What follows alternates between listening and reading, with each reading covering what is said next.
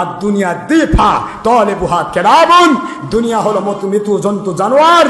মৃত্যু জন্তু জানোয়ারের অন্বেষণে যারা সব ভুলে যায়, আল্লাহ এবং রাসূলের পথ উল্টাপাল্টা করে ফেলে। আল্লাহর হাবিব ১,৫০০ বছর আগে ফতোয়া দিলেন তালিবুহা কেলাবুন, এরা মানুষ নয়, এরা কুকুর। আমি গাল দিলাম না, আল্লাহর হাবিব বলেছেন তালিবুহা কেলাবুন। আর আল্লাহ তো আর কঠিন কথা বলেছেন, ইন্না শাররাত দাওয়াবি ইনদাল্লাহি সুম্মুল বুকমুল লাযিনা লা ইয়াকিলুন, যারা জানার পরও না জানার ভান করে, বুঝার পর না বুঝার ভান করে, সত্য বুঝার পরে গোপন করে রাখে, অসত্যের পক্ষে যায়, সত্যকে বিভিন্ন ভাবে উল্টাপাল্টা বলে ভণ্ড বলে মানুষকে দূরে সরে রাখার চেষ্টা করে।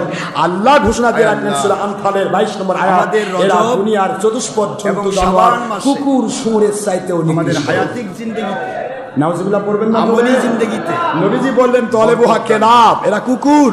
আর আল্লাহর নবী আমি তার চেয়ে বড় র‍্যাঙ্ক দিয়ে দিলাম, যাবতীয় এদের র‍্যাঙ্ক আরো বড়, শুয়োর কুকুরের চেয়েও এরা নাউজুবিল্লাহ পড়বেন না। সুতরাং একটি কথা মনে রাখবেন, কোরআন শরীফের সূরাতুল কলম, সূরাতুল কলম যে সূরা এসেছে, সূরা মুলকের পরে 29 পারা, আল্লাহ পাক বলেছেন, বন্ধুগো যে ব্যক্তি ডাইরেক্ট আপনার দুশমনি করে সেটার নাম হলো ওলীদ বিন মুগীরা।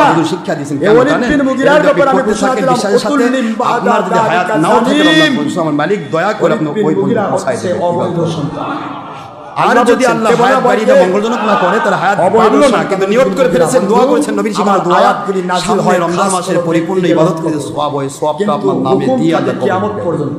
সুবহানাল্লাহ বলবেন না চলে, যুগে যুগে কাল থেকে কালান্তরে, যে কোনো ব্যক্তি, যে কোনো গোষ্ঠী, যে কোনো দল আপনার দুশমনি করবে, আপনার দুশমনি করবে, ওলীদ বিন মুগীরার র‍্যাঙ্কে তারাই থাকবে। এটা কিয়ামত পর্যন্ত এটা হুকুম আম।